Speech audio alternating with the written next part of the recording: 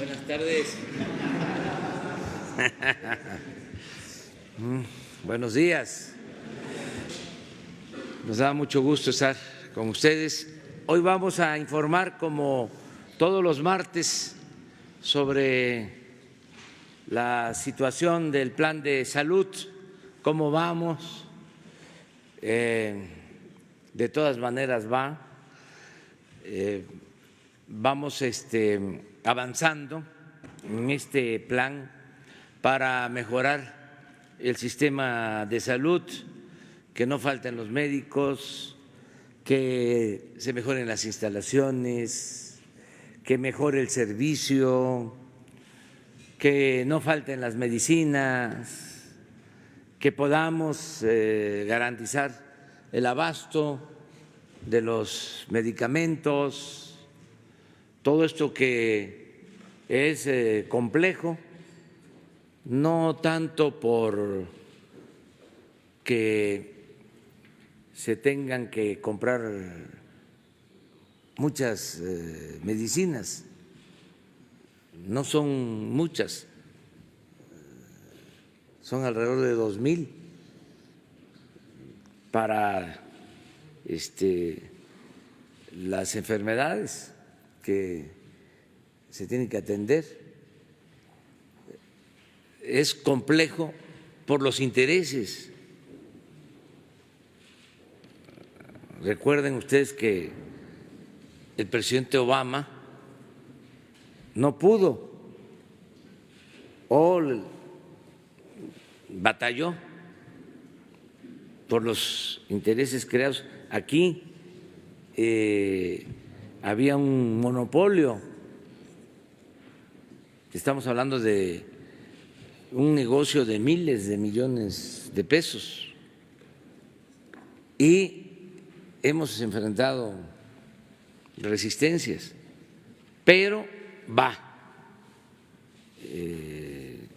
el plan y vamos resolviendo. Y aunque tengamos que comprar los medicamentos en otros países, se va a garantizar el abasto. Y también vamos a terminar con los abusos que se cometían en la prestación de servicios, la famosa subrogación. Esto que hasta las guarderías las subrogaban, entregaban contratos a particulares para manejar lo relacionado con la salud, con la seguridad social, temas tan delicados que se pusieron al mercado como si fuese mercancía, todo por el dinero, por la ambición al cochino dinero. Entonces, eso es lo que se está enfrentando y vamos bien. Entonces, vamos a pedirle al doctor Hugo López-Gatell que nos informe cómo vamos en esta materia. Con gusto, presidente. Muy buenos días. Secretario, directores, compañeros, muy buenos días tengan todas y todos ustedes. Hoy es martes del Pulso de la Salud y vamos a informar algunos de los avances recientes del Plan de Transformación del Sistema Nacional de Salud. En esta primera diapositiva damos continuidad cada semana al avance de esta preparación de promotores de la salud, que son 6,000 y ya tenemos 44% de ellos. En el mapa pueden ver ustedes las entidades federativas, los estados que tienen personal de promoción de la salud que han sido capacitados en este nuevo modelo. Recordar que este personal antiguamente estaba contratado por el esquema del Seguro Popular y sus funciones eran administrativas, principalmente de afiliación. Como en el sistema de salud para el bienestar no se requiere afiliar, porque todas las personas que viven en México son derechohabientes, entonces hoy hacen ocupaciones más importantes como la promoción de la salud, ocupaciones sustantivas. Y tenemos una lista de logros específicos y decisiones que nos gustaría compartir con ustedes. Esta es la estrategia de optimización del tratamiento contra el VIH. Aquí quiero retomar su atención y su memoria sobre las decisiones que tomamos en mayo de 2019. Como recordarán, y lo hemos dicho en otras ocasiones, en mayo de 2019 empezamos este proceso que le llamamos la triple optimización, que consiste en garantizar los mejores medicamentos para la mayor cantidad de personas y que al hacerlo de esta manera, a través de compras consolidadas, tenemos además los precios más justos posibles. VIH fue el primer esquema que se transformó y hoy tenemos en México el mejor esquema de tratamiento de América Latina, comparable al que se utiliza en Europa Occidental, pero además lo tenemos para la mayor cantidad de personas al mejor precio. Y el Instituto Mexicano del Seguro Social se ha sumado de manera muy vigorosa, y eso es lo que queremos destacar esta semana, porque esto es histórico en el Instituto Mexicano del Seguro Social, que de manera muy proactiva se vincule a lo que se hace para todo el sector, y esto nos genera gran optimismo, pero además resultados concretos. La idea es que nuestro Consejo Nacional para la Prevención y Control del VIH-Sida articule de manera funcional y efectiva a las distintas instituciones del sector salud. Hoy, de las personas que viven con VIH, tenemos dos grupos mayoritarios: el de población no asegurada, que se atiende en los centros ambulatorios para la prevención y tratamiento del VIH-Sida y las infecciones de transmisión sexual, los CAPACITS, pero además tenemos a las poblaciones que tienen seguridad social. Y lo que hemos decidido es tener una integración de servicios, de modo que podamos tener intercambio de servicios. Esa es la iniciativa en la que estamos trabajando, con una muy determinada y firme convicción por parte del Instituto Mexicano del Seguro Social. Como pueden ver ahí en la lista de elementos, desde el año pasado definimos la guía de manejo antirretroviral para el VIH, que es de carácter sectorial. Esto ya había ocurrido en años anteriores, pero no se había concretado que se hiciera realidad. ¿Por qué hoy sí lo logramos? Porque tenemos un esquema de compra consolidada, de modo que todas las personas que viven con VIH, independientemente de su condición de derecho a biencia, tendrán los mismos medicamentos, que son los mejores medicamentos para el tratamiento del VIH. En el tercer paso, lo que estamos trabajando es en construir un sistema único de información. Por increíble que parezca, a lo largo de muchos años, los 30 años que lleva o más que tiene esta epidemia, teníamos distintos sistemas de información y entonces no hay manera de garantizar la continuidad del tratamiento. En esta enfermedad, igual que en muchas otras, es indispensable que las personas tengan un tratamiento continuo para lograr la supresión del virus y que no emerjan resistencias a los medicamentos. Con el tener un sistema único, que estamos integrándolo ya, vamos a poder tener una portabilidad de los servicios, de modo que independientemente de la derecho a biencia, las personas tengan esta continuidad de tratamiento. Dejo en claro, esto no ocurre ya en este momento, pero lo estamos construyendo y en próxima fecha les informaremos cuando esto entre en funcionamiento. Pero la idea es, a través de facturación cruzada, garantizar la sustentabilidad financiera de esta operación, pero que las personas puedan indistintamente atenderse en un lugar y otro, con la garantía de que tendrán en ambos casos los mejores tratamientos. Ahora, el IMSS ha puesto a disposición esta plataforma que nos parece sumamente importante. Es una plataforma de interacción y de transparencia con las personas que viven con VIH. Inicialmente la pone a disposición el IMSS, pero en este espíritu de trabajo integrado seguramente la podremos tener para todo el sector. La idea es que pueda haber denuncias inmediatas sobre cualquier anomalía, incluido el abasto o desabasto de medicamentos, y que podamos tener precisión. Hemos insistido, denuncias que no son precisas son ruido y atienden posiblemente a otros intereses. Denuncias que son claras y precisas nos ayudan a solucionar donde hay problemas o donde alguien está obstaculizando el funcionamiento del Sistema Nacional de Salud. Hoy el IMSS tiene más del 96% de las recetas en tratamientos contra el VIH surtidas en tiempo y forma con los medicamentos que prescriben sus médicos tratantes. En esta siguiente diapositiva lo que vemos es la lista de medicamentos o de grupos de tratamiento que han seguido este proceso de optimización, insisto, mejores medicamentos para la mayor cantidad de personas en los precios más justos. Ya lo logramos para el VIH desde el año pasado, también el año pasado logramos establecer las condiciones para un programa nacional de eliminación de hepatitis C, también logramos tener inmunoterapia para la hemofilia a través de un mecanismo eficiente de comprar los mejores medicamentos. Enseguida empezamos desde 2019 a trabajar en la optimización de los medicamentos contra el cáncer y estamos trabajando también en hipertensión, diabetes, dislipidemia, 3 de las enfermedades más comunes en México y primeras causas de muerte, como lo explicaré enseguida.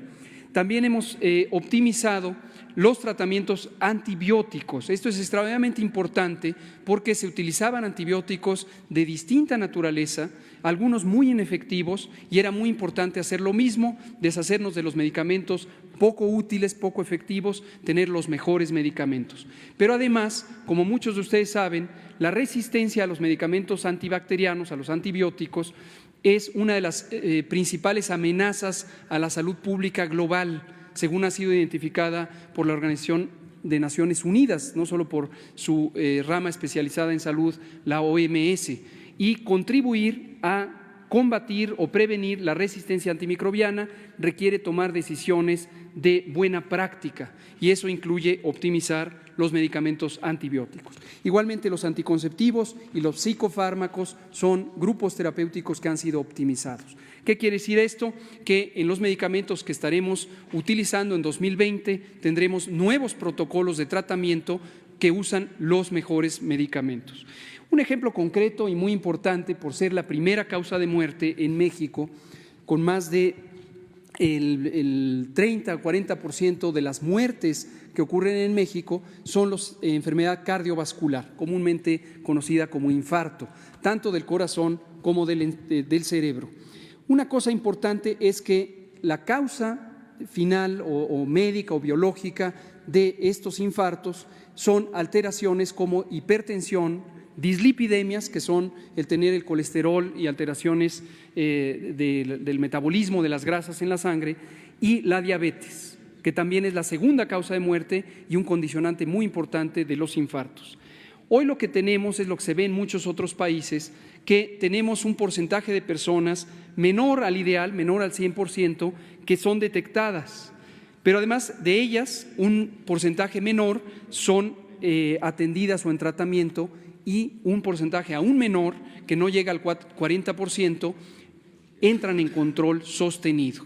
Esta cascada o mecanismo de pérdida de la eficiencia del tratamiento lleva a una prevención limitada de los infartos. Entonces, lo que estamos buscando con los nuevos esquemas de tratamiento también incluye lograr que tengamos arriba del 85% de éxito en el control, que es la fase final del tratamiento. No basta con que estén tomando el tratamiento, sino que funcione el tratamiento. Estamos por eso simplificando también los esquemas terapéuticos y la idea es subir arriba del 85 al 90% el porcentaje de personas que están en control.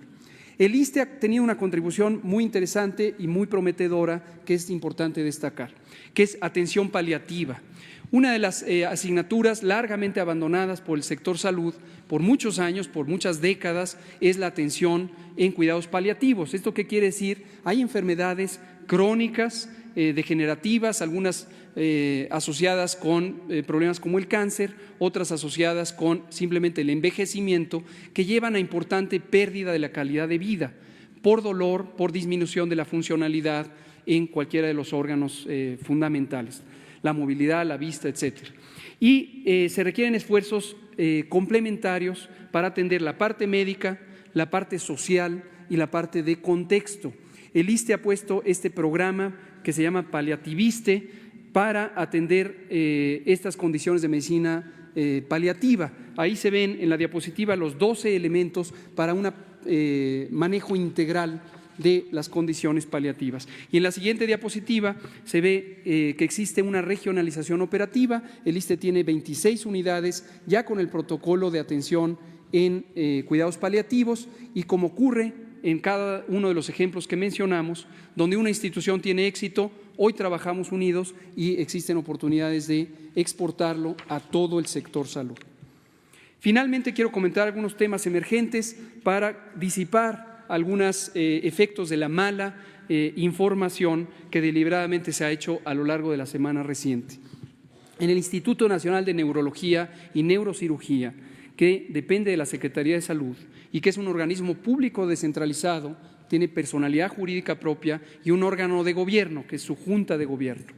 Esta Junta tomó una decisión importante de destituir al entonces director del hospital. Esta decisión, contrario a lo que se ha querido hacer ver, no es una decisión precipitada ni tiene que ver con eventos de los últimos 15 días. Tampoco tiene que ver con que el hospital pudiera haberse negado a integrarse al plan de gratuidad de todo el sector salud. Tiene que ver con algo que se ha estado analizando por más de 4 meses y es el desempeño de la gerencia del hospital. La capacidad técnica en medicina no está en cuestión y no tiene nada que ver con esto. La idea es una persona que dirige un hospital tiene que dirigirlo con eficiencia, con transparencia y al servicio de que funcione el hospital para que las personas sean atendidas. Podrá tener las mejores capacidades técnicas en una materia específica de la medicina, pero lo importante es que sea un gerente efectivo. Y se documentaron muy graves problemas de incapacidad técnica que llevaron a que hubiera desabastos locales en el hospital. Ya hemos explicado que este hospital tiene un contrato de farmacia integral que incumplió repetidamente con sus obligaciones y debió ser sancionado el proveedor privado y se le debieron exigir la entrega de los elementos. En la siguiente, el coordinador de los Institutos Nacionales de Salud, doctor Gustavo Reyes Terán, aquí presente, tiene un plan en conjunto con la Junta de Gobierno para reactivar de manera efectiva los servicios y garantizar insumos, atención médica y desde luego también la gratuidad de los servicios. Y el último elemento o el penúltimo elemento es este tema de FUCAM, la Fundación Mexicana para el Fomento y Prevención Oportuna del Cáncer de Mama. Vamos a explicarlo de manera breve. Esta es una institución privada sin fines de lucro que recibía su financiamiento del Seguro Popular, es decir, de los impuestos de todas y todos ustedes, de los impuestos que todos pagamos. Esta entidad podía dar servicios gratuitos porque lo pagábamos todos. Esto se financiaba con dinero público. Y, desde luego, ha tenido aciertos en la calidad de la atención, que merecen ser reconocidos, pero en un esquema administrativo que precisamente fue característico del Seguro Popular, en donde se hacía gasto directamente de los recursos públicos para el funcionamiento de una entidad privada. Esto no se considera que sea lo más eficiente y en algunos casos tampoco lo más transparente. Y esta es la razón que se ha tomado, por la que se ha tomado esta decisión de ya no seguir contratando a este proveedor, de modo que el nuevo sistema ya no incluye la contratación de entidades privadas. No es nada específico en contra de esta institución. Ahora, también queremos destacar que se acordó oportunamente entre el Instituto de Salud para el Bienestar, que es quien actualmente maneja el financiamiento, y esta institución privada, que se daría continuidad al tratamiento de las mujeres que ya están en tratamiento, en FUCAM. No se suspende ningún tratamiento y lo quiero dejar extraordinariamente claro. Nos parece absolutamente legítima y respetable y atendible la preocupación de las mujeres que viven con cáncer o están en distintas fases de tratamiento, ojalá con éxito. No se les va a suspender el servicio en esta entidad y va a seguir siendo financiado con dinero público. Ahora, los nuevos casos, nuevas mujeres que presenten cáncer de mama, existen las capacidades en las instituciones públicas. Específicamente hay 3 hospitales de alta especialidad que están en la Ciudad de México y es la zona geográfica de cobertura que tenía FUCAM. El Hospital Juárez de México, del que hablamos la semana pasada, el Hospital General de México y el Instituto Nacional de Cancerología. Han hecho un análisis cuidadoso de que tienen la capacidad para atender nuevos casos. FUCAM atendía cerca de 1,000 personas 1,000 casos nuevos, y estos casos nuevos pueden perfectamente ser absorbidos junto con los cerca de 22,000 casos de cáncer de mama que atiende los hospitales públicos. La siguiente, por favor, y última. También en abastecimiento ha habido mucha desinformación esta semana en la idea de que sigue el desabastecimiento de medicamentos oncológicos. Como hemos explicado repetidamente, los medicamentos oncológicos, los medicamentos para niños con cáncer, en la mayoría de los hospitales en cuestión, el abastecedor, el proveedor, es una entidad privada. Y esta entidad privada, lo hemos ilustrado con el caso del Hospital Infantil de México, Federico Gómez, tiene obligaciones de entregar los medicamentos. Cuando incumplió sus obligaciones desde el año pasado, una empresa privada, el gobierno federal entró al rescate, entró a cubrir un incumplimiento que tenía la empresa privada. Y aquí hemos también comentado la importancia de que los funcionarios que firmaron los contratos ejerzan su obligación de sancionar y exigir a las empresas privadas que son proveedoras. Pero, de todos modos, el Gobierno federal, la Secretaría de Salud, en combinación con la Secretaría de Hacienda, a través de Oficialía Mayor, entramos a rescatar esta situación haciendo compras extraordinarias de medicamentos oncológicos. Y los hemos comprado en países que tienen agencias de regulación sanitaria de alto desempeño, clasificadas en el nivel más alto por la Organización Mundial de la Salud. Ahí pueden ver la lista de los países a los que se ha comprado estos medicamentos. También, como sí sigue el protocolo técnico, la Comisión para Protección contra los Riesgos Sanitarios de México revisa todos los lotes de estos medicamentos cuando llegan al país. Eso implica a veces el retraso por algunos días, 20, 25 días, porque se tienen que inspeccionar absolutamente todos los lotes. Estos medicamentos llevamos ya desde que empezó el año distribuyéndolos de manera directa. Ahí pueden ver las cifras, hay más de 46,000 piezas, de las cuales ya se han distribuido y entregado en los hospitales 32,000. Este miércoles, mañana, concluimos este ciclo de entrega de estas compras extraordinarias que hizo el gobierno para rescatar una situación por incumplimiento de empresas privadas. Esto es todo por hoy. Muchas gracias. Sobre el tema. Gracias, presidente. Por favor, aquí. Empecemos aquí enfrente. Nos seguimos por acá y mujeres también, allá. Muy buenos días, señor presidente de México. Buenos días a todo el Gabinete de Salud. Carlos Pozos, de la Molécula Oficial. Usted hablaba de precisiones claras.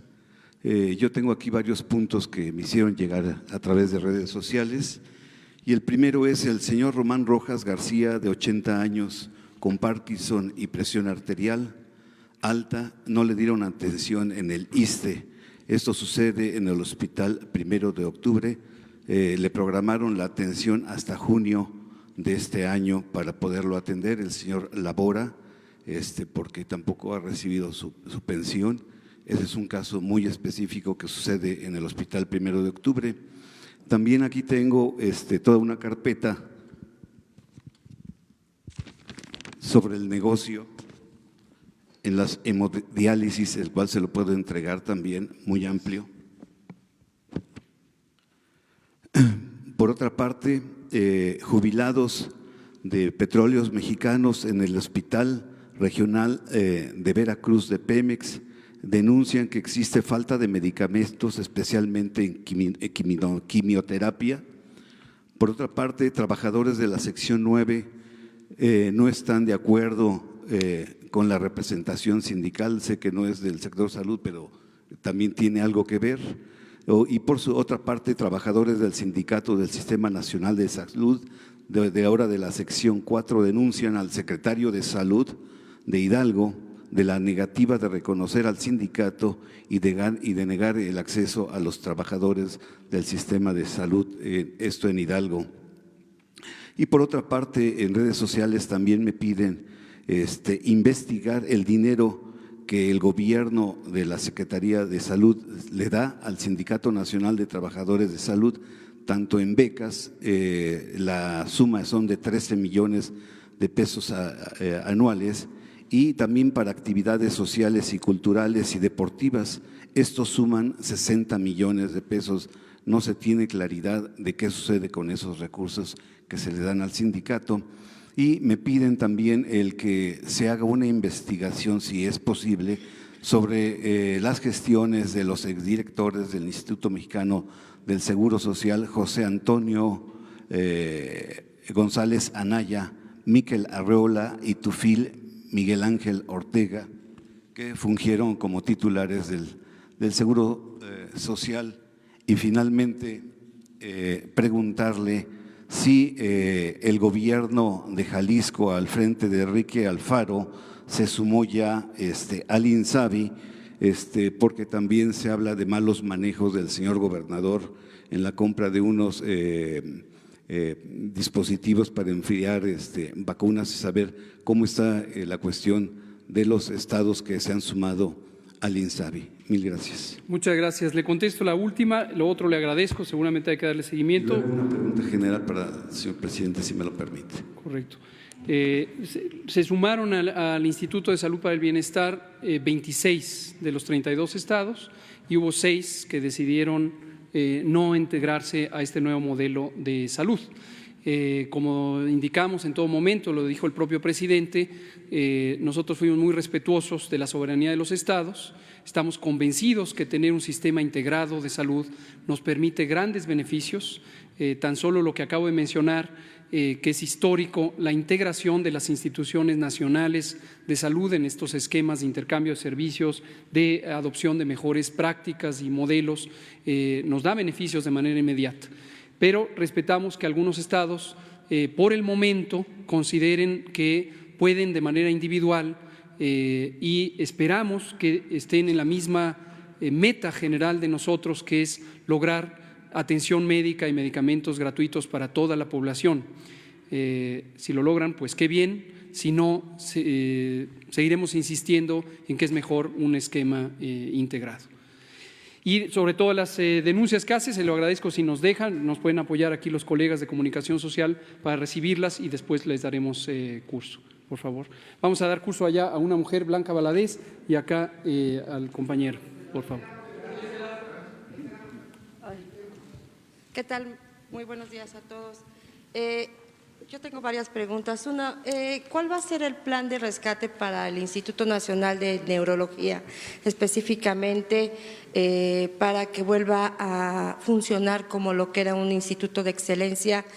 Preguntarle también, existen desde hace varios años denuncias en contra de Celis, pero también de Sotelo en torno a que hubo experimentación humana con algunos pacientes. Incluso ya hay recomendaciones de la Comisión Interamericana de Derechos Humanos para que ustedes entreguen, de ser posible, un expediente con la información. Quiero saber si existe abierta una investigación contra Celis en torno a esto. También si va a haber alguna sanción específica por haber incumplido y haber manejado de manera incorrecta pues los recursos públicos dentro de la institución. Y si me lo permite, con todo respeto, ayer se manejó una información de que el INDRE va a muestrear, va a identificar algunas muestras que no dieron positivo a influenza. Saber si ya pues de alguna manera ya ingresó el coronavirus a México a través de estas muestras que están rastreando porque no dieron positivo a influenza, saber si es este caso, en caso de que sí, qué es lo que se va a hacer, porque bueno, en Italia se está haciendo ya una situación de alarma, en otros países se está declarando alarmas mundiales, y en México el discurso siempre ha sido de que no es catastrófico. Muchas gracias. Gracias, estimada Blanca. Contesto ambos puntos. Sobre el tema del Instituto de Neurología, como también hicimos del conocimiento público, existen procesos de investigación de distinta naturaleza, desde los que dependen del órgano interno de control, y ha tomado cartas en el asunto la propia Secretaría de la Función Pública, de quien depende el órgano interno de control, y están abiertas varias carpetas de investigación.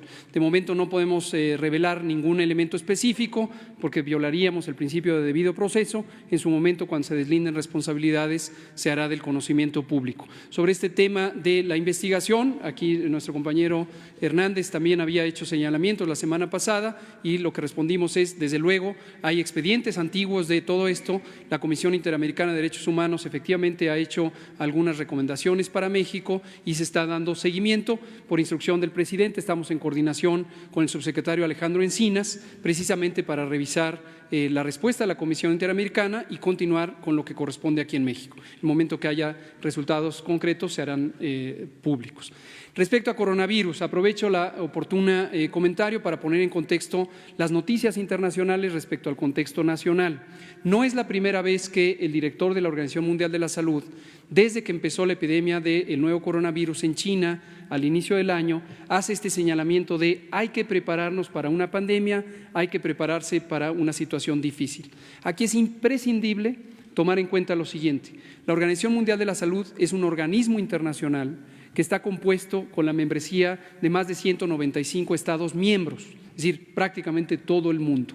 Y estos países, hay algunos que tenemos capacidades instaladas robustas en vigilancia, en atención, en preparación y respuesta ante emergencias, y hay otros que desafortunadamente no, particularmente en el continente africano, pero no es el único sitio. Entonces, la obligación de la Organización Mundial de la Salud es velar por la capacidad y la solidaridad entre países para proteger a los que están en mayor adversidad.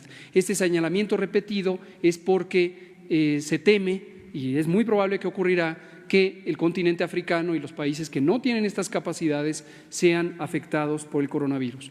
La situación en México, concretamente puedo decir, no ha llegado coronavirus a México. Tenemos hasta el momento acumulados 18 casos sospechosos que todos y cada uno han sido descartados. Esto que se informó ayer en nuestro boletín diario de que vamos a hacer un muestreo es porque hemos sido reconocidos por la Organización Panamericana de la Salud como el primer país que adoptó un protocolo de detección y estamos en todo momento buscando distintas alternativas para hacer más eficiente este protocolo. Este es un muestreo general, recibimos más de 5,000 muestras de todos los casos de enfermedad respiratoria aguda. No olvidar que la influenza es una enfermedad que ocurre todos los años y seguimos en la temporada de influenza y seguimos recibiendo muestras de influenza. Entonces, lo que hacemos periódicamente es estos muestreos para ver si entre los casos para los que se descartó influenza pudiera estar el coronavirus. No es la primera vez que lo vamos a hacer, lo hemos hecho ya en 2 ciclos y hemos encontrado negativo a todos los que hay. La preparación en México es una preparación que hemos estado haciendo muy consistentemente. Tenemos ya el protocolo de vigilancia, el protocolo de laboratorio, el protocolo de atención médica y la semana pasada publicamos el protocolo de control de infecciones, que implica más que el sector salud.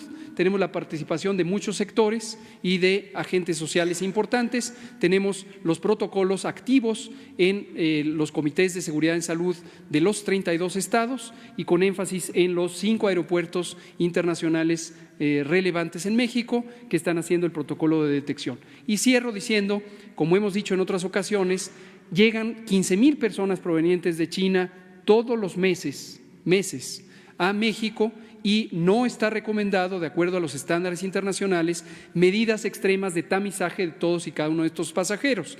Italia decidió de manera soberana tener un protocolo extremadamente intensivo que no tiene ningún país de Europa, que no tiene Canadá y que no tiene casi ninguno de los países de ingresos medios altos o altos. Respetamos obviamente las consideraciones que haya tenido Italia, pero esto no corresponde a los estándares que ha puesto para países como México la Organización Mundial de la Salud. Entonces podemos estar tranquilos en ese sentido. Solamente una precisión. Entonces, si hay una investigación abierta contra Celis y el grupo que formaba en torno a esta experimentación humana, solamente saber si sí o no está abierta una investigación? Insisto, los órganos fiscalizadores del gobierno tienen periódicamente procesos de investigación, algunos son preventivos, algunos son derivados de denuncias o derivados de preocupaciones institucionales. Todo esto está en proceso y en su momento se informará en quiénes están involucrados y cuáles son las posibles responsabilidades que incurren. ¿Y cómo van a rescatar al instituto? El rescate básicamente lo que consiste es y aquí es importantísimo destacarlo, tampoco existe prejuicio alguno contra los médicos y las médicas y las enfermeras. Y esto es imprescindible tenerlo claro. No dejarse manipular por la idea de que el gobierno está en contra de los médicos y las médicas y las enfermeras y todos los demás miembros del personal de salud. Son extraordinariamente importantes, son la esencia, son el corazón de las instituciones. Les tenemos enorme respeto, somos parte de esa comunidad. El secretario, el comisionado, los funcionarios de salud, venimos de esa comunidad. Los propios directores de la Seguridad Social, aunque ellos no son médicos, tienen una familiaridad muy cercana con el personal de salud. Entonces, no confundir, respetamos, valoramos, apreciamos enormemente la valiosa lucha, compromiso de trabajo que hacen las y los trabajadores de salud todos los días. Ellos son nuestra comunidad. Entonces, a través de ellos, básicamente es a partir de las denuncias vertidas, tanto en las visitas especiales que hubo como en los procedimientos ordinarios, estamos viendo que tengamos un mecanismo robusto para activar los servicios que han estado paralizados por ciertas personas que en lo individual no han contribuido a ello. Por favor. Gracias, subsecretario Arturo Páramo, Grupo Imagen. Señor presidente, buenos días. Señores funcionarios, buenos días, compañeros. Usted comenta que son cerca de 1,000 los casos que el FUCAM atendía al año de cáncer. Dice que todos estos casos se pueden atender en los 3 hospitales que están especializados para esta atención. Si entiendo bien, entonces, estos 3 hospitales tienen la capacidad, pero ya conocemos todos nosotros aquí casos, se han expuesto aquí algunos de ellos, en el que hay cuellos de botella que impiden la atención más rápida, más oportuna de lo que sería deseable. Si vamos a meterle 1,000 casos más a estos hospitales, a este sistema, ¿qué garantía hay de que se vaya a tener una mejor atención para estas personas, estas mujeres que ya recibían una atención a través del FUCAM y que ahora se les está destinando a un sistema que tal vez sea más lento y en estos casos lentitud pues sí va en contra de su salud, subsecretario? Y si también me permite ahorita una pregunta para el director del ISSSTE.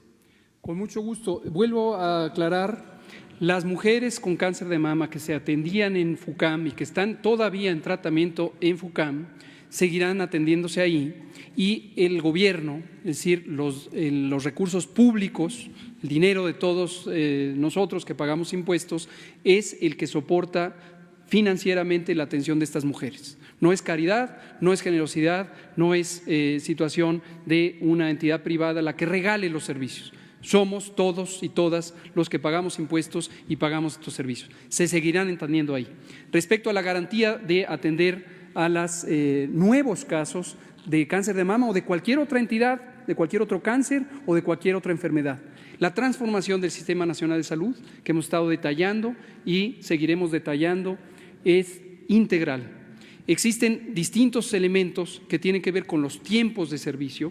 Esto es un estándar internacional que está en revisión. El propio Instituto Nacional de Cancerología la semana pasada, como ustedes saben, en voz de su director, explicó una serie de intervenciones que están en curso para recortar los tiempos que hay entre la detección de una enfermedad, la atención de la enfermedad y la garantía de que la enfermedad esté en control. Lo que acabo de presentar respecto a la prevención de infarto cardíaco aplica para enfermedades crónicas, aplica para cáncer, aplica para VIH, etcétera. Nosotros estamos pensando que es indispensable que las personas están al centro de la operación, no las instituciones. Las instituciones están al servicio de las personas y justamente parte de la transformación incluye revisar dónde hay cuellos de botella, quitar trabas burocráticas, hacer mucho más simple el proceso de alcanzar la atención. ¿Esto se logrará a través de qué? ¿Contratación de más personal? No. ¿Apertura de horarios? ¿Días de atención que no están contemplados? Muchas de estas intervenciones, el Instituto Mexicano del Seguro Social ha activado mecanismos de aprovechamiento de tiempos perdidos que había antes, por ejemplo, en el uso de los quirófanos, y eso está permitiendo tener expansión de la cobertura de servicios. En algunos casos, en las zonas rurales, existen estas jornadas médico-quirúrgicas que permiten el aprovechamiento de instalaciones que antes eran desaprovechadas. Ahora, quiero destacar que mucho de la ineficiencia administrativa, en algunos casos hemos identificado que no era casual, que no era accidental. Es decir, hay una parte de la eficiencia administrativa que es por falta de gerencia, falta de supervisión, pero hay otra que no es tan casual. Precisamente del Instituto de Neurología hay unos elementos muy ilustrativos de equipos quirúrgicos de alta especialidad, robots de alta tecnología que estaban en desuso, aunque están en perfectas condiciones, y que aparentemente daban lugar a la presión de los médicos para contratar servicios externos. Y este tipo de, justamente, entonces este tipo de prácticas las hemos encontrado en varios rincones del sistema de salud y justamente es controlando estas malas prácticas como a veces surge de manera inmediata la capacidad de atención. Ok, señor director del ISSSTE, si me permite, la semana pasada no tuve oportunidad de preguntarle acerca de esto. Publicamos una nota de que la Secretaría de la Función Pública denunció daños a la hacienda pública por 50,000 millones de pesos por transferencias de entidades públicas que no estaban haciendo a la hacienda pública, entre ellos multas sobre créditos fiscales, retención de impuestos federales y también de cuota de seguridad social en las entidades federativas en varios estados que no estaban siendo transferidos. ¿Cuál es esta situación ahora? Uno de ellos, de los que tenía mayor rezago en la transferencia de todos los impuestos que se destinan a la hacienda pública era el estado de Veracruz y así varios. ¿Usted qué reporte tiene acerca de las transferencias hacia la hacienda pública de todo lo que tenía que transferir el ISSSTE? Bueno, en realidad no son impuestos, son cuotas y aportaciones. El ISSSTE se alimenta de cuotas y aportaciones y el gobierno federal a través de la Secretaría de Hacienda complementa los gastos de operación. Efectivamente, desafortunadamente el instituto presenta un problema muy serio de que no se están reportando las cuotas y aportaciones por parte de las entidades, de los diferentes patrones, y esto evidentemente está generando un problema para poder invertir en equipamiento, en insumos, material de curación. Ya la Cámara de Diputados y el Senado de la República han, en la Ley de Ingresos, establecido algunos mecanismos para que se puedan hacer convenios entre las entidades y el ISSSTE. En la actualidad, solamente 3 estados de la República han firmado un convenio con el ISSSTE: San Luis Potosí, Baja California Sur y Colima. Y ya la Secretaría de la Función Pública nos va a apoyar para también estar promoviendo de una manera mucho más intensa estos convenios que le permitan, por una parte, a las entidades regularizar el pago de cuotas y aportaciones, pero lo más importante también es para regularizar los enteros a las cuentas de los trabajadores. Entonces, sí estamos ahorita en un momento importante, delicado, y evidentemente es una buena oportunidad esta que se da para exhortar a los estados de la República que nos faciliten este acercamiento y regularizar las cuotas y aportaciones. Eran 50,000 millones, de acuerdo con la no, son 60,000 millones. Dice que ya se están haciendo convenios. ¿De cuánto estaría ahorita hablándose que sería lo que falta de hacer estas aportaciones? La deuda en ese momento son 60,000 millones de pesos. 60,000 millones de pesos divididos en ISSSTE, FOBISSTE y cuentas individuales. Y por esta razón las cosas, pues estamos tratando de promover e incentivar que estos adeudos se cubran.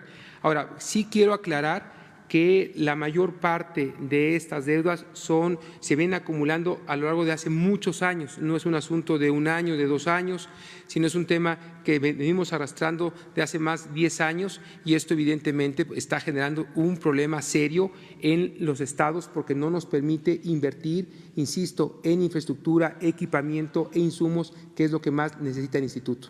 Muchas gracias. Gracias. Señor presidente, si me permite ahorita una pregunta sobre desarrollo económico. Nada más quiero precisar algo que es interesante, lo considero, ¿no? Miren, la pregunta de Páramo es muy buena. Acerca de si tiene capacidad el sector público de salud para atender los casos de cáncer de mama. ¿Qué es lo que sucedió durante todo el periodo neoliberal? Para ubicarnos y que se entienda mejor lo que estamos llevando a cabo. Se abandonó por completo el sistema público de atención médica, como se abandonó también lo relacionado con el sistema educativo, cómo se abandonó la producción de energía eléctrica de las empresas públicas, cómo se abandonó Pemex, porque el propósito central de los gobiernos neoliberales era privatizar.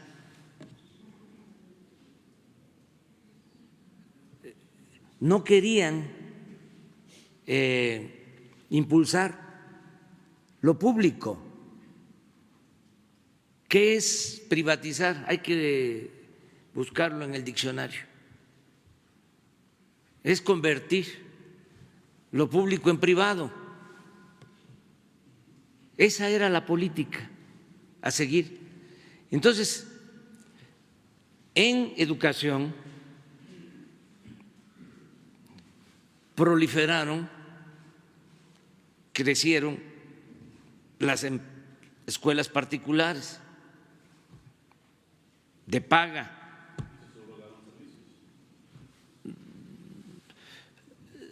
Se tenía que pagar colegiatura, sobre todo en el nivel superior. Creció la matrícula hasta cierto punto, porque llegó el momento en que ya la mayoría de la gente pues no podía pagar.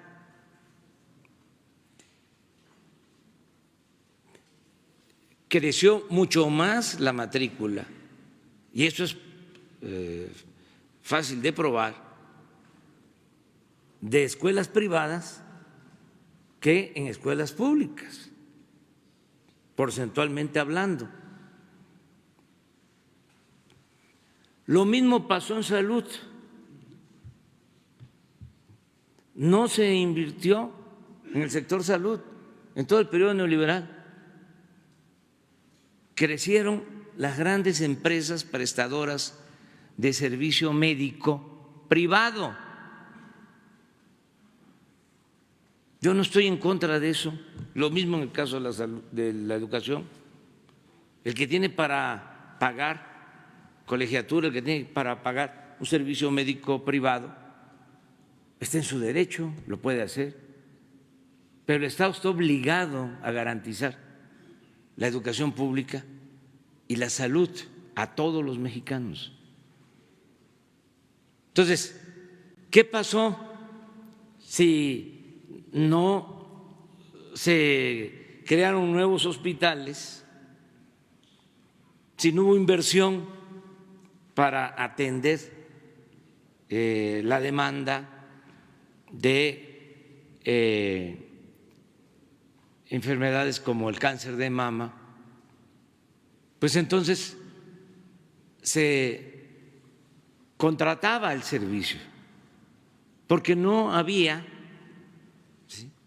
posibilidad de que se atendiera en hospitales públicos. Ahora el cambio estriba en que vamos a fortalecer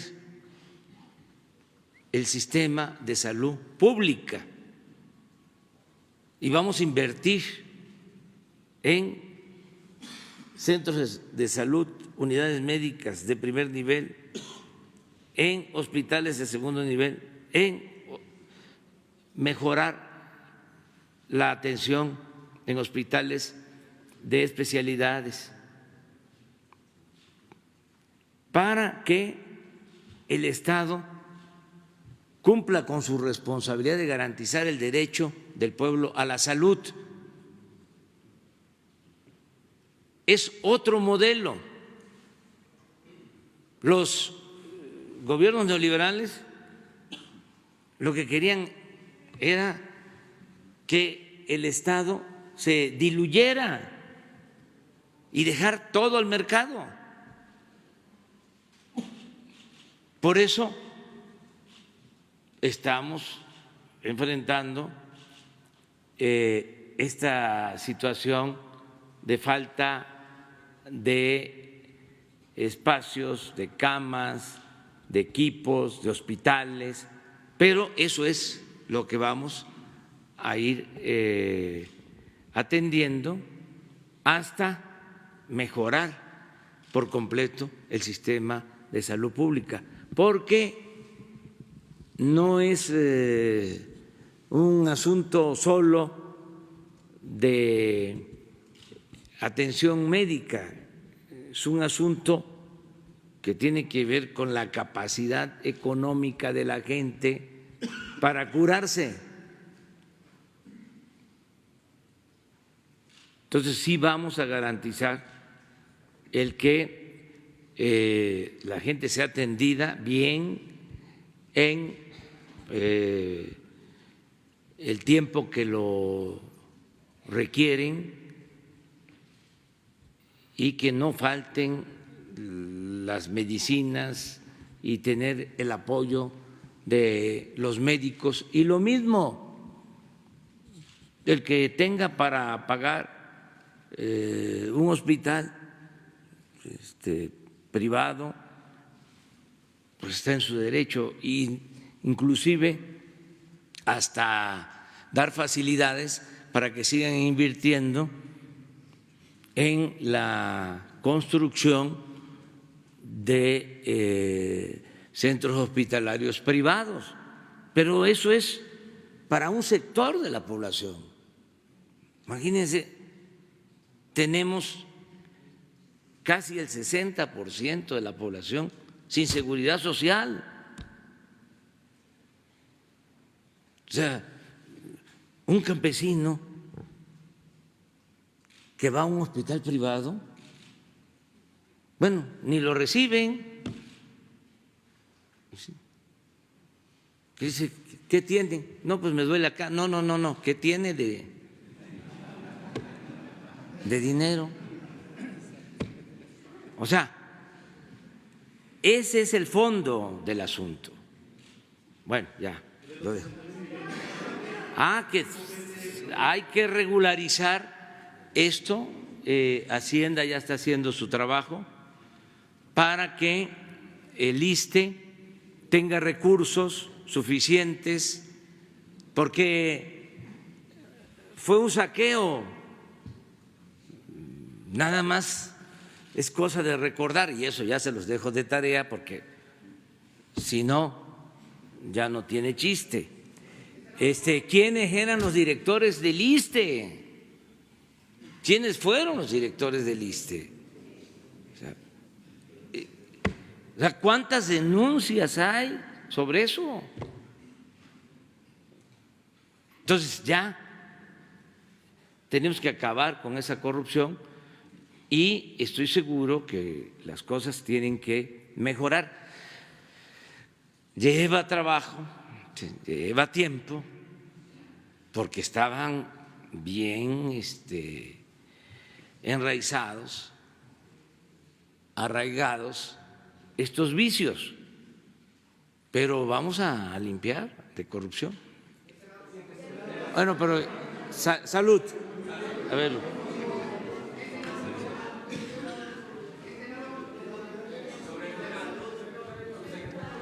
Sí, pero estaba usted y luego acá el compañero y luego mujeres. Allá está Natalia Vitela, por favor. Sí, Gracias, muy buenos días, señor presidente, y al Gabinete de Salud también. Demián Duarte, de Pasión por los Negocios, Política y Rock and Roll Radio, Proyecto Puente de Sonora. La semana pasada me tocó participar incluso como invitado periodístico a un foro en particular que se organizó en mi estado, que se llamó La grave crisis del IMSS y alternativas de solución. Aquí le traigo las conclusiones a Zoe Robledo para que pueda tener la oportunidad de leerlas. Sin embargo, la conclusión principal de este foro, y seguramente esto se replica en otros estados del país, nada más que en Sonora la situación al parecer es un tanto crónica y por eso es tan reiterada la petición, es que, bueno, ante la grave falta de médicos especialistas que persiste en el IMSS, en mi estado y en la región noroeste, tengo entendido también, el acuerdo que se tomó en el foro, incluso de parte del delegado, el nuevo delegado que acaba de entrar el sábado pasado, estuvo también en el foro, estuvieron los derechohabientes, trabajadores, estuvo la parte patronal, estuvo la parte pues de los sindicatos también, es solicitar que se considere a Sonora en específico como zona de vida cara. Que es un tema donde la rotación muy alta del personal médico, bueno, se ha convertido realmente en un problema, al grado de que tenemos hoy 578 plazas vacantes. Hace un mes eran 400, nada más que con la ampliación de la prestación de servicios, pues este problema creció. También que se considere a Sonora como zona de difícil acceso, y finalmente que se considere a Sonora como un estado que tiene problemas de seguridad, quizás no en Hermosillo, pero sí, por ejemplo, en Ciudad Obregón, quizás sí en Navojoa, quizás sí en algunas comunidades fronterizas. La pregunta en específico para el señor presidente, para Zoe, es si habría un compromiso de parte del gobierno federal por entrarle de manera directa a este tema en específico. Ahora, el asunto es, yo soy derechohabiente del IMSS. La semana pasada, de hecho yo me fui a Sonora 2 semanas porque tenía que atender unos asuntos médicos, y estando yo haciendo mi fila democráticamente, se me acerca un doctor de ahí del IMSS y me dice, ¿no? Que la situación de el abasto de medicamentos en Sonora es un problema, me dice, sobre todo los medicamentos oncológicos. Es un doctor que es un oncólogo, me pidió no dar su nombre nada más para efectos de no darle mala publicidad, pero me dice que a los derechohabientes, perdón, porque necesito leer los medicamentos, no estoy muy familiarizado con los nombres, se les ha estado negando, muy en particular, 3 tipos de medicamentos, y él dice que se le niegan por una cuestión que ni él mismo lo sabe, porque son medicamentos baratos. Me dice que se niega la vincristina en particular, la ciclosfamida y la ifosfamida. Entonces, y yo he recibido mucha retroalimentación de personas que tienen problemas evidentemente oncológicos, donde me han repetido esta queja. Sin embargo, me llamó la atención que el médico que me identificó que vengo aquí a las mañaneras, pues me dijera y me lo señalara y me dijera, ve y dile al presidente lo que está ocurriendo en el IMSS en Sonora. Tengo una pregunta adicional para el presidente, si me permiten, pero me gustaría conocer la posición sobre este tema. Gracias. Le contesto muy brevemente lo de ciclofosfamida, ifosfamida, vincristina. Lo hemos estado diciendo.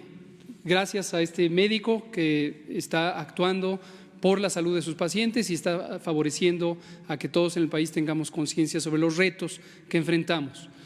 Vincristina, ifosfamida, ciclofosfamida, es algo un poco técnico, pero ya creo que todo el mundo ya se está volviendo experto en medicamentos. Son 3 medicamentos que en el mercado global, en el mercado mundial, sufrieron una situación de reducción de producción. La razón es simple y es clara y está perfectamente documentada. Pueden ver en países como Estados Unidos, esta es una discusión que está presente sobre esto. ¿Qué ocurrió? Hace 3 años y medio prácticamente, de las 2 únicas compañías, 2 en el mundo, imagínense, una en India, una en China, que producen los componentes principales para estos medicamentos, una de ellas cerró, la de China, por un fenómeno meteorológico, hubo un tifón, y entonces hubo daños a la planta. La autoridad sanitaria de China documentó que la planta no tenía las condiciones apropiadas para producir medicamentos seguros de buena calidad, decidió cerrar temporalmente esta planta. El mundo entero está a expensas de una única planta que está en India y produce los componentes activos para el mundo entero.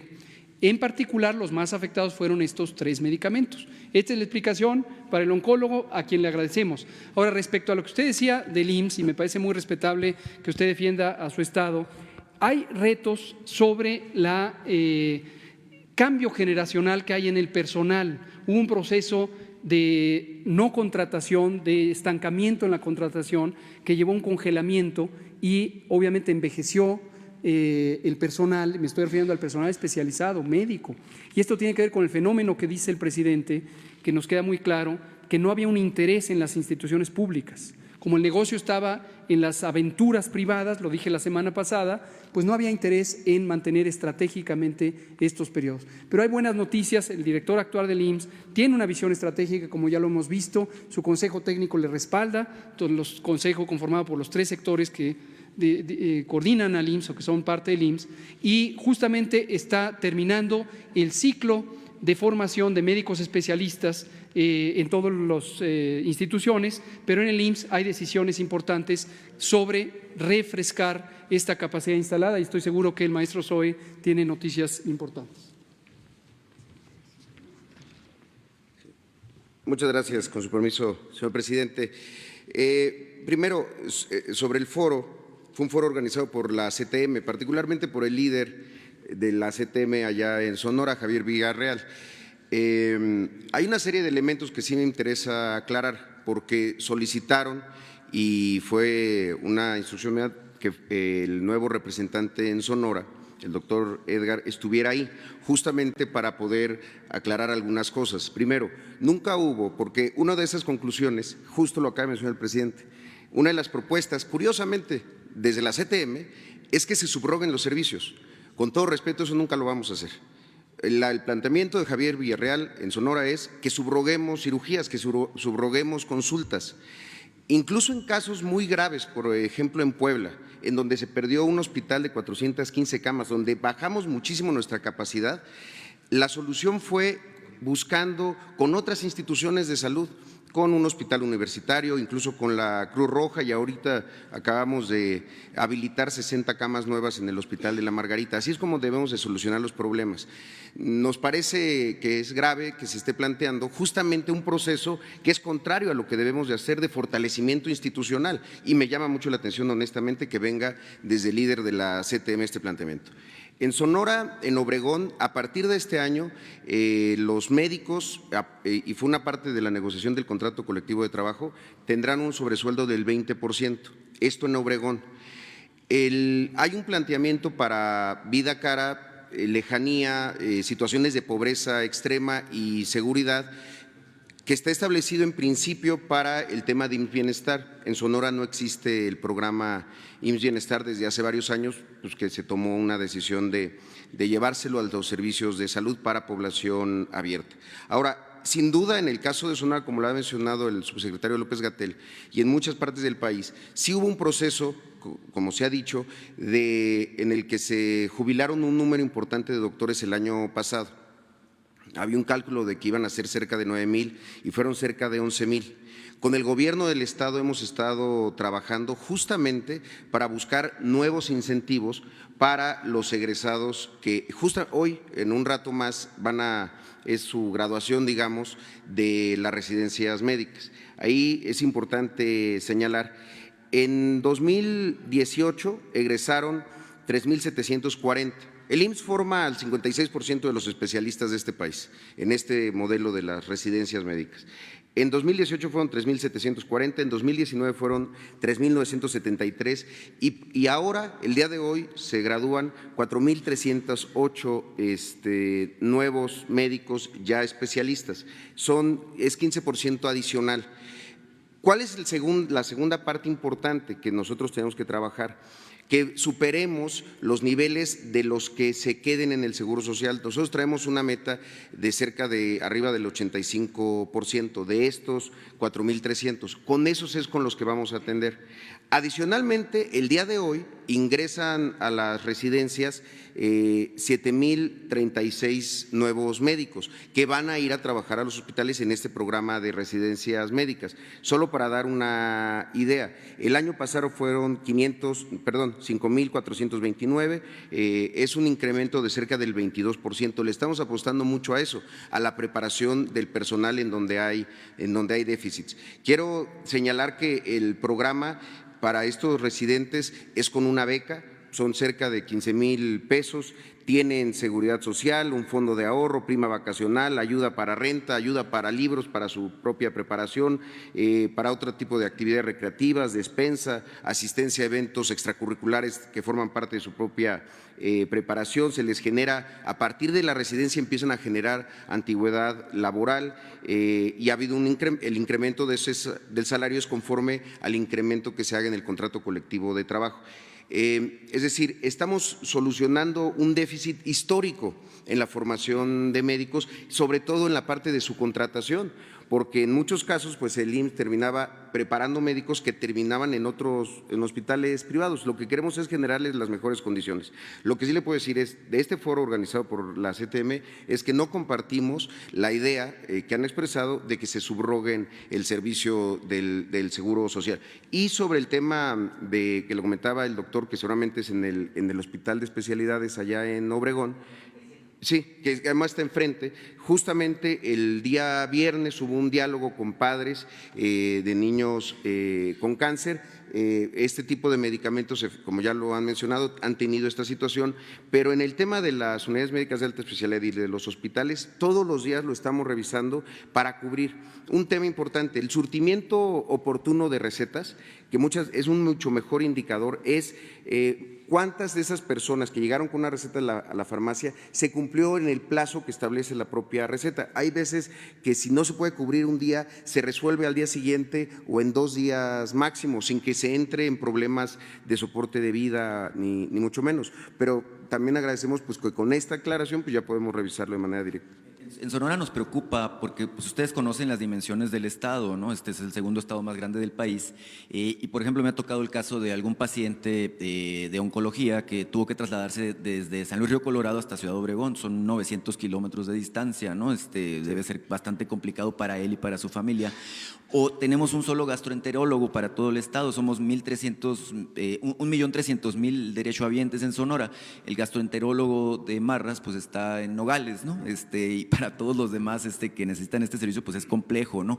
Por eso la persistencia en buscar que se resuelva el problema de la falta de personal. Son 572 médicos especializados que hacen falta, ¿no? Sí, y como le mencionaba, el día de hoy egresan este número y seguramente muchos irán para allá. Sí ha habido una situación en algunos municipios de Sonora muy específicos en donde ha sido complicado, justamente porque, pues con toda honestidad, a veces el médico está haciendo una valoración y un cálculo a partir de la posibilidad de que haya oferta para la práctica privada. Nosotros no estamos peleados con eso, pero sí estamos buscando que haya un compromiso con la institución que los formó y además con todas estas condiciones laborales que estamos mejorando en gran medida, sí creemos que se tienen que dar resultados. Como le comentaba, con el gobierno estatal estamos buscando otro tipo de incentivos que van desde créditos de vivienda que ofrece el Estado y una serie de incentivos para que vayan, en algunos casos regresen al lugar de donde salieron, su lugar de origen y puedan servir ahí. Solo una aclaración, en el caso de San Luis Río Colorado, eso se atiende en la delegación del Estado vecino exacto, se atiende en Mexicali, no en Obregón, haber habido un error en el traslado. Gracias. Bueno, si me permite, señor presidente, un tema que no es de salud, pero que es muy importante y el contexto me obliga a preguntárselo. El domingo pasado, en Hermosillo, hubo una manifestación de alrededor de 2,000 mujeres. Y indignadas por el tema de los feminicidios, pues ya conocemos la narrativa de lo que ha venido ocurriendo con esto. Sin embargo, la manifestación que inició de manera pacífica y que fue muy ordenada, al final pues derivó en una situación de violencia. Las damas que estaban en la manifestación se sintieron agredidas por una situación que ocurrió ahí en la explanada del edificio del Poder Judicial y esto motivó a que algunas, que no fueron todas, hay que decirlo también, causaran fuertes destrozos en las instalaciones del Poder Judicial del Estado de Sonora, al grado de que, más allá de rayar las paredes, quebrar vidrios, destruir mobiliario, también incluso quemaron expedientes judiciales. Hemos visto que esta situación se ha venido repitiendo, en este caso fue en Hermosillo, anteriormente, hace unos días se dio aquí en Palacio Nacional, previamente incluso pues hubo daños al Monumento a la Independencia, entre otras situaciones. Entonces, obviamente le quiero pedir su opinión de lo que ocurrió en Hermosillo el domingo. Sin embargo, me interesa mucho más preguntarle, señor presidente, sabemos que el tema de la violencia contra las mujeres y los feminicidios pues tiene una profunda raíz cultural, que tiene que ver con el machismo, que tiene que ver con la exclusión de las mujeres, que al parecer pues se ha normalizado tanto en nuestro país que lo vemos como algo pues que es de moneda de uso común. Mi pregunta, y creo que lo comentó el otro día aquí mi compañero de CDP y hace un par de meses yo se lo planteaba, es si existe la posibilidad de que el gobierno, así como se ha comprometido usted con el combate, por ejemplo, a las adicciones, implemente una serie de campañas que nos permitan ir al fondo, es decir, combatir culturalmente este flagelo que nos afecta como sociedad, que no es solamente la violencia, es la derivación más lamentable, no es solamente los feminicidios, que también pues es obviamente la parte más trágica, sino es la desigualdad. Por ejemplo, es común que todavía las mujeres ganan menos que los hombres por el mismo trabajo, es común la discriminación contra las mujeres. La verdad es que a mí me preocupa sobremodo este tema, puesto que soy padre de familia, yo tengo niñas, pero además vivo rodeado de mujeres, incluyendo mi pareja, mis múltiples madres, porque tengo varias, y en fin, la situación sí realmente nos preocupa en Sonora, ya que es uno de los estados con mayor incidencia, pero evidentemente preocupa en todo el país por las manifestaciones que se han visto. Muchas gracias. Sí. Mira, antes de eso, nada más puntualizar también, porque en el periódico El País de España, que se ha dedicado a cuestionarnos, un día sí y el otro también, se dice que en las conferencias editorializamos. Pues sí, me interesa mucho. No solo informar, sino hacer conciencia, es informar, orientar, concientizar, es una labor de pedagogía política. En el caso de los especialistas de salud, como ha quedado aquí de manifiesto, tenemos déficit y es importante decir que nos faltan médicos y nos faltan especialistas. Y aunque me cuestionen los conservadores y sus voceros de que todo le echo la culpa al neoliberalismo, pues sí, es por culpa del neoliberalismo, por ese enfoque de privatizar todo, de que el Estado incumpliera con su responsabilidad social. Se daban gusto rechazando a los jóvenes que querían ingresar a las universidades con la mentira de que no pasaban el examen de admisión, porque eso se puede probar. Les hacían en las escuelas de medicina, aquí en la UNAM, 125 preguntas, pero como nada más había espacio para 1000, decidían darle entrada a los que contestaban bien de 120 preguntas hacia adelante, y el que contestaba bien 119 ya no entraba. Contestaba bien 119 de 125, fallaba en 6, ya no entraba. Entonces, no es que no pasara el examen de admisión, es que no había cupo, no había espacios. Entonces, ¿cuál es el resultado ahora? No tenemos médicos, no tenemos especialistas. Entonces, ¿qué? ¿Nos vamos a olvidar de eso? No. Que padezcan de amnesia, hablando en términos médicos, otros. Nosotros no vamos a olvidar todo esto que hicieron, todo este desastre que dejaron. Ahora tenemos que remontar todo este atraso y tenemos que hacerlo lo más pronto posible.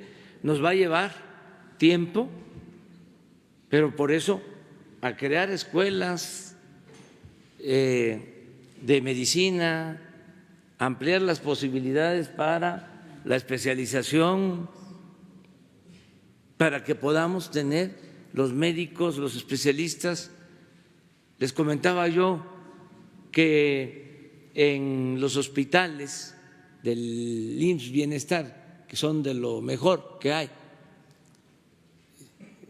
en muchos sin especialistas, porque si faltan especialistas en Sonora, imagínense qué pasa en los hospitales rurales de las zonas marginadas.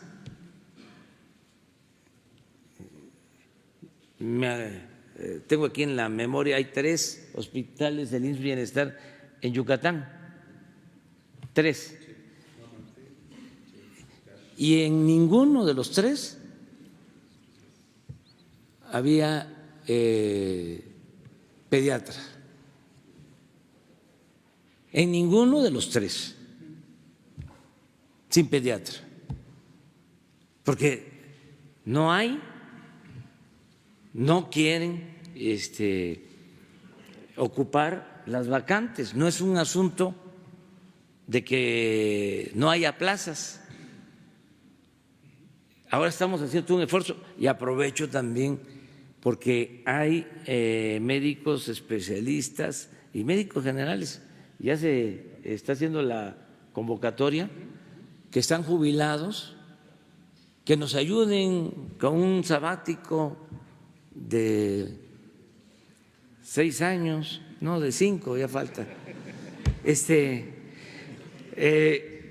que nos ayuden. Hay muchos que tienen deseos de contribuir, ayudar, apoyarnos, que se adhieran al programa, pero esto lo quería también dejar de manifiesto porque es uno de los asuntos que tenemos que ir resolviendo poco a poco, ¿no? Acerca de lo que planteas, tienes toda la razón, hay que atender las causas, es lo que siempre hemos dicho. Los problemas de feminicidio y de violencia se originan por la pobreza, la desintegración de las familias, el abandono de los jóvenes, y estamos trabajando todos los días para atender las causas que llevan a todos estos problemas sociales y vamos nosotros a seguir atendiendo a todos y dándole preferencia a los pobres y a población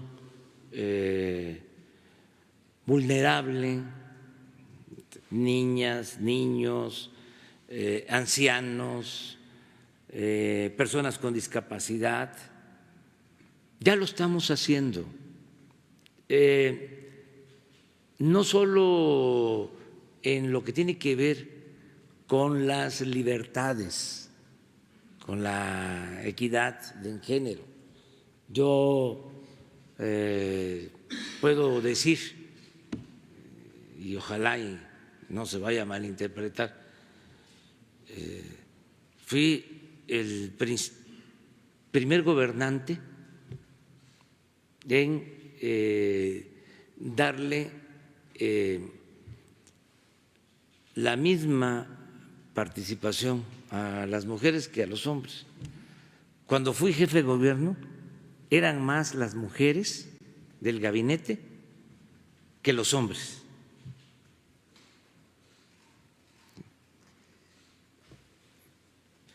Ahora lo mismo. Yo formé parte de un movimiento cuando estaba en la oposición que llevó a que ahora la mitad de los legisladores sean mujeres.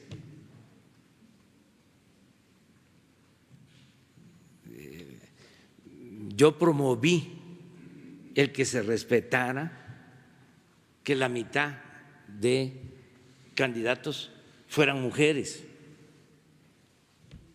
Ofrezco disculpas, no vayan a pensar que estoy presumiendo, pero no solo eso, eso es en el plano de las libertades, en el plano político, en el plano social, en el terreno social. Ojalá y se pudiera pedir los datos de los 10, 11 millones de becas que entrega el gobierno. La mayoría es para niñas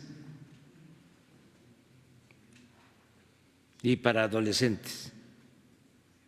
O sea, en el programa de adultos mayores, la mayoría mujeres, de los 8 millones, mujeres. Del programa Jóvenes Construyendo el Futuro, la mayoría mujeres. Tenemos un gran respeto a las mujeres y vamos a recoger lo que tú estás planteando, ya lo hemos dicho a una pregunta que nos hicieron, que si así como se está haciendo una campaña para evitar las adicciones, el consumo de drogas en los jóvenes, que si así podemos llevar a cabo una campaña de concientización en contra del machismo. Claro que sí. Nosotros estamos a favor de las mujeres, no somos machistas. O sea, venimos de un movimiento de izquierda. Aunque no les guste, y ofrezco disculpas por anticipar. ¿Saben dónde está el machismo? ¿Quiénes son los machistas y los que discriminan? Los conservadores. Por eso, ahora que se ha generado toda esta polémica, nosotros lo único que pedimos es que todo mundo se manifieste, es un derecho, no se trata de una concesión, además las libertades se conquistan, no se imploran, no se obtienen de rodilla, se ganan luchando de pie y caminando hacia adelante. Bueno, lo único que planteamos es no a la violencia, nada más. Eso es lo único. Y no a la manipulación, no al oportunismo.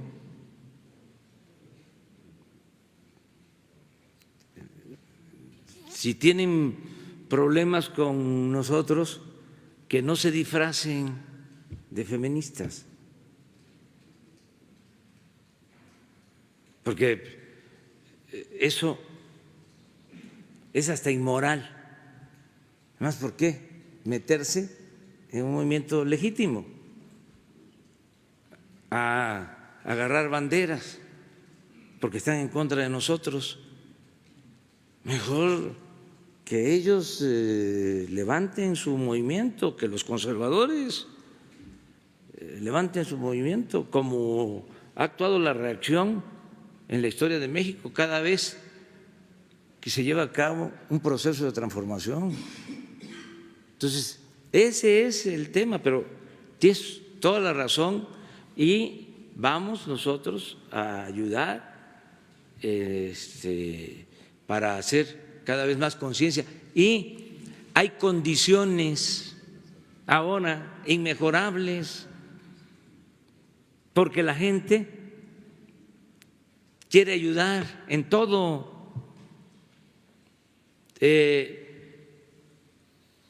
Lo del lamentable caso de la niña que pierde la vida.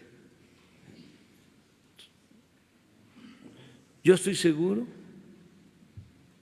de que la señora que ayudó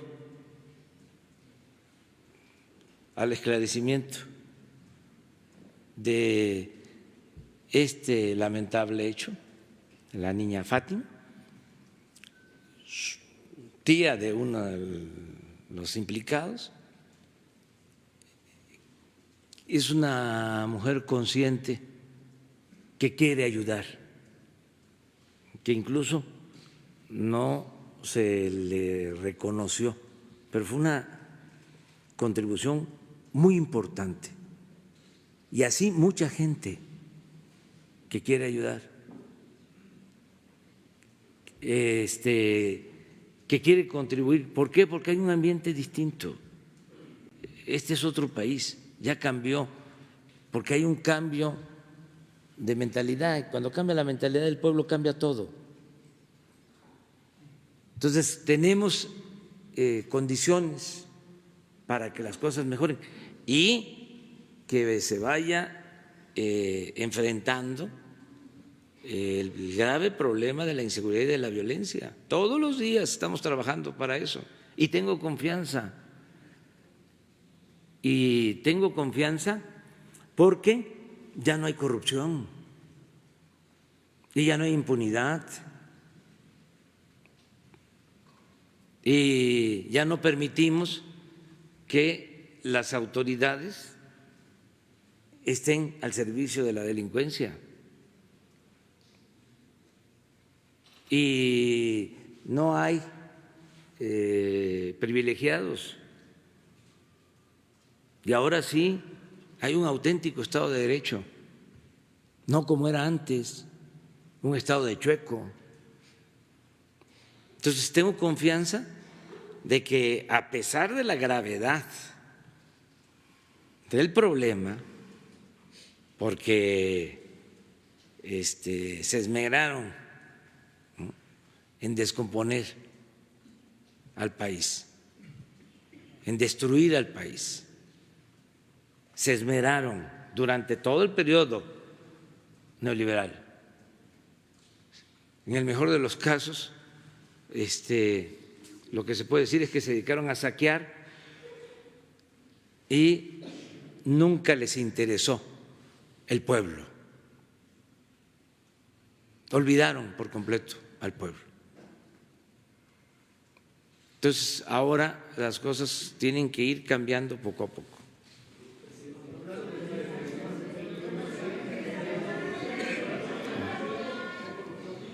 ¿Cómo? A ver, por favor, no vaya a ser que me haya equivocado, pero no.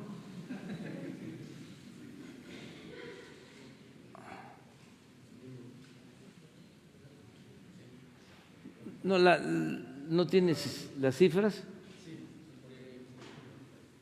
Programa de bienestar, 53% son niñas. Sí, con relación a la población. Sí, igual. Hay igualdad. No, pero esto demuestra de que hay igualdad, de que no es un gobierno machista. ¿A dónde está? Más jóvenes que las mujeres. 56%. Sí, ya lo sé todo eso. Pero aquí están los datos. O sea, en el caso de Sembrando Vida, que es un trabajo de campo, el avance. Adelante.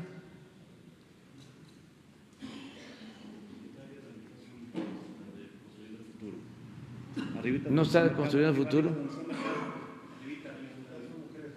En el caso de las personas becarias de jóvenes construyendo el futuro que participan en Sembrando Vida,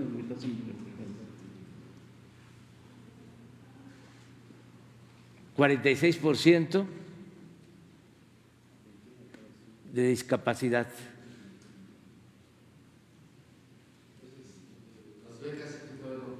No tienes becas.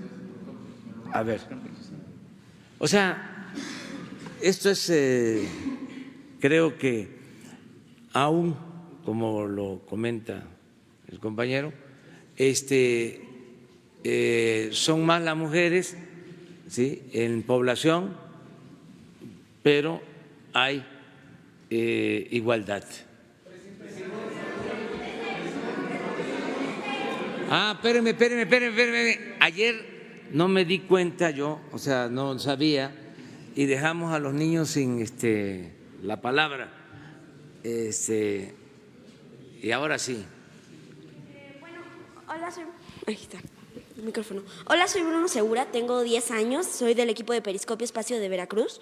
Vengo en representación de las niñas y los niños de este país. Y bueno, yo y mi equipo preparamos unas preguntas para usted. Primero quiero agradecerle, señor presidente, por concederme la palabra.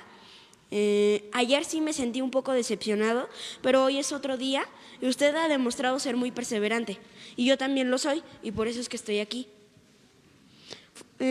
Como ya le mencioné, formulamos 3 preguntas para usted, yo y mi equipo. Voy a leerle la primera para explicarlo mejor.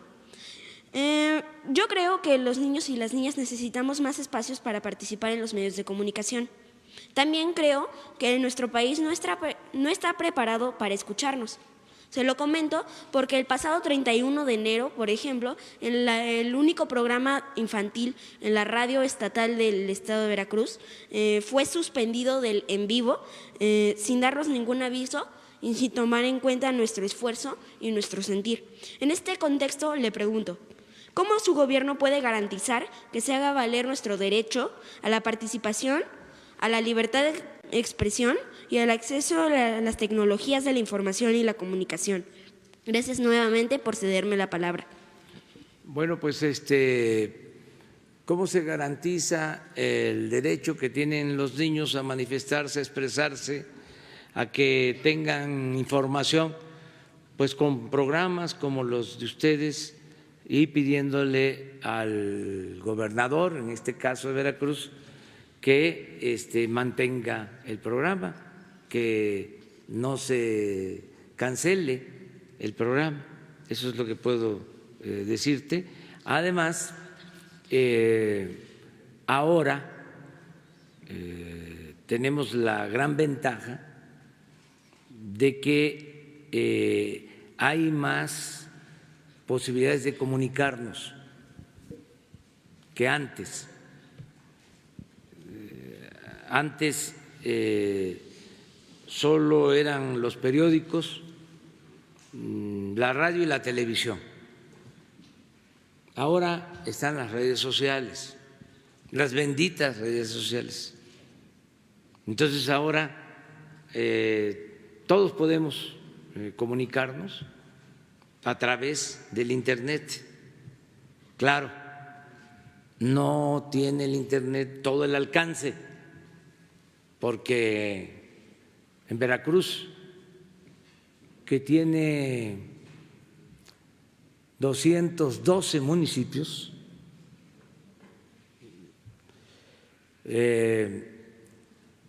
la mitad de los municipios no tienen posibilidades de comunicación por Internet.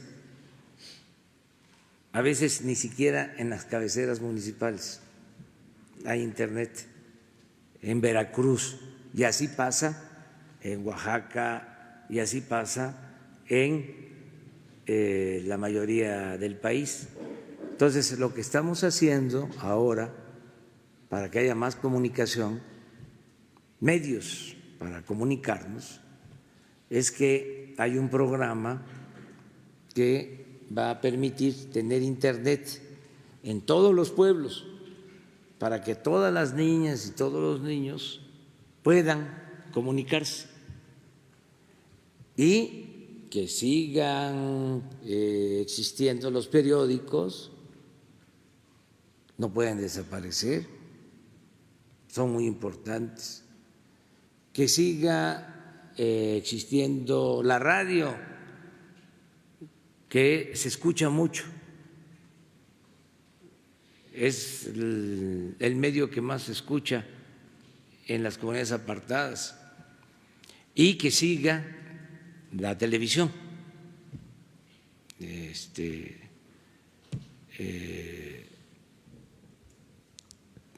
sobre todo la televisión abierta, porque últimamente también promovieron mucho la televisión de paga y no todos tienen posibilidad de pagar el servicio. Pero bueno, con el Internet se va a tener una mayor cobertura. Y en el caso de ustedes, del programa de ustedes, el gobernador Cuitláhuac va a garantizarles que continúe su programa. Sí, mire, nuestra intención no es que se vuelva a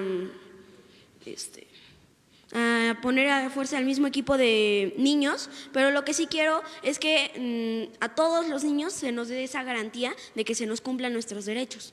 Sí, tienen ese derecho. Yo ayer no me di cuenta que estaban aquí ustedes, porque los adultos estaban haciendo sus preguntas y también no me advirtieron de que estaban ustedes aquí. O sea que es una responsabilidad compartida.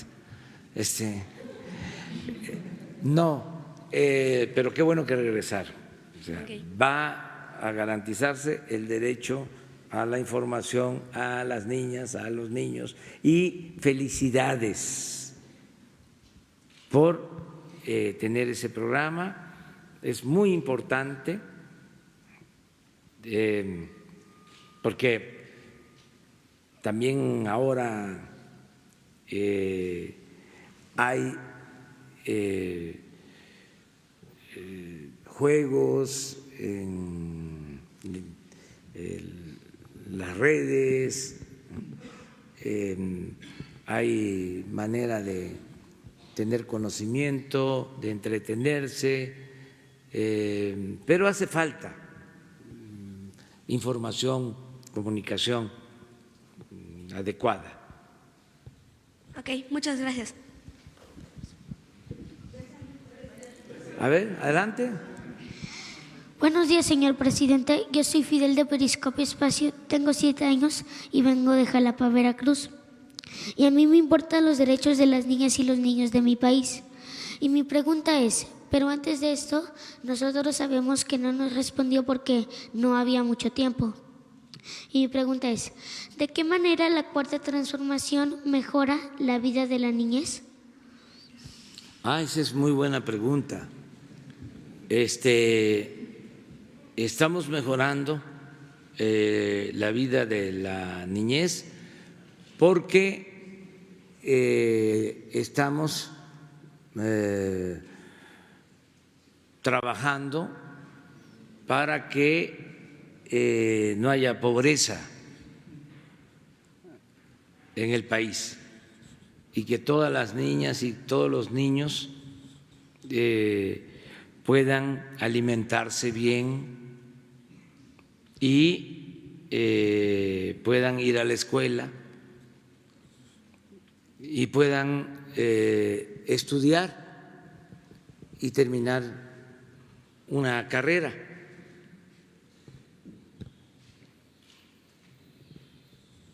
Primero, que no haya pobreza, que sus papás tengan ingresos si se dedican al campo, que lo que producen les permita mantener a la familia, que puedan recibir precios justos por su producción, que tengan trabajo los que viven en la ciudad, que sean buenos los salarios. Si hay buenos salarios, pues en la familia hay bienestar, hay alimentación, hay para el vestido, para el pasaje, para los gastos que se tienen en la escuela, para los gastos a veces que se requieren para la salud. Y el gobierno nuestro está ayudando para que haya becas, para que los más pobres tengan un apoyo si están en preescolar, si están en primaria, si están en secundaria, tienen una beca. Los estudiantes de familias pobres, ya cuando llegan a la preparatoria, todos tienen beca, y también los que están estudiando en la universidad, 300,000 jóvenes están recibiendo una beca de 2,400 pesos mensuales, estudiantes pobres. Entonces, eso es lo que estamos haciendo por las niñas, por los niños. Les puedo decir a ustedes que los únicos privilegiados que hay ahora son las niñas y los niños y los ancianos respetables.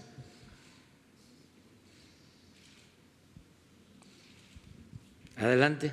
Hola, buenos días. Soy Andrea Silva, tengo 12 años y represento el medio Periscopio Espacio de Jalapa, Veracruz.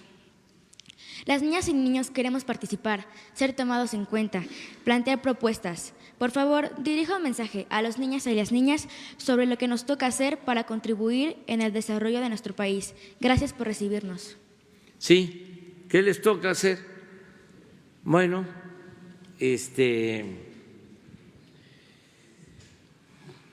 portarse bien, todos a portarnos bien, hacerle caso a las mamás, a los papás, sobre todo a las mamás, y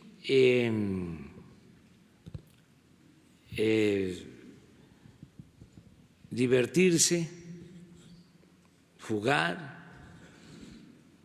porque el juego para las niñas y los niños es como el trabajo para los adultos. Es importante jugar, Gracias. divertirse, pero no he terminado todavía. Es estudiar. A veces no se puede porque los niños muy pobres tienen que ayudar a sus papás en el campo, ¿sí? O otros tienen que acompañar a sus papás porque son jornaleros. Si son de Guerrero, si son de Oaxaca, van a trabajar a Baja California, a Sonora, y allá a veces no pueden estudiar. Entonces, se tiene que buscar que estudien siempre los niños y pensar que se defiende más en la vida el que estudia que el que no estudia. A veces estudian y terminan una carrera y no encuentran trabajo y dicen, bueno, ¿y para qué estudió si no tiene trabajo? Pero el estudio ayuda mucho, no es nada más para conseguir trabajo, es para encontrarle más sentido a la vida y ser buenos ciudadanos. Y a mí me dio mucho gusto que nos visitaran ustedes aquí. Les voy a terminar contando algo. Somos paisanos, no se van a poner celosos en Tabasco, en mi tierra, en mi agua. Pero les voy a decir por qué yo soy veracruzano. Porque mi madre era tabasqueña y mi padre era veracruzano, de la cuenca del Papaloapan. Y de acuerdo a la Constitución de Veracruz, en su artículo 11, se establece que los hijos de veracruzanos son veracruzanos. Entonces, ustedes son mis paisanos y me da mucho gusto que estén aquí en Palacio Nacional. Y ya con esta me despido, no va a ser una décima. Muchas gracias. Miren, aquí está.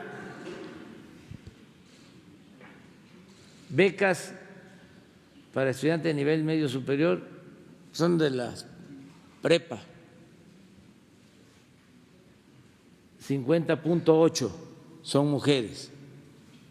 Esto también es un buen indicador, no solo por la beca, sino porque antes estudiaban más los hombres que las mujeres.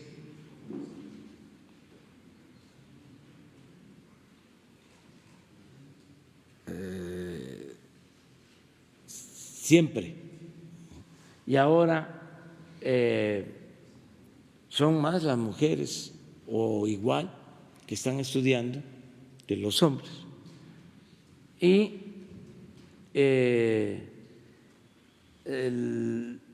las becas para los de nivel superior, los que están estudiando en universidades, que son 300,000,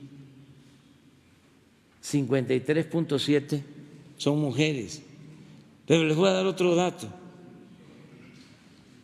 Los que manejan todos estos programas son mujeres. La secretaria de Bienestar es mujer. La que atiende el programa de adultos mayores, mujer. La que atiende el programa de personas con discapacidad, mujer. Las becas, mujer. El programa de Universidades Benito Juárez, mujer. Y mujeres que han luchado todo el tiempo por la igualdad y por defender a las mujeres. Sí, por eso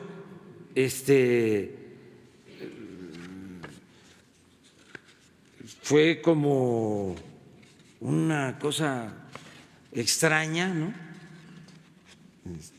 Los conservadores se volvieron feministas y nosotros machistas. O sea, así se había hecho creer. Vi una caricatura, un meme, dice que decía algo así. Decían que era mesiánico y no lo creía.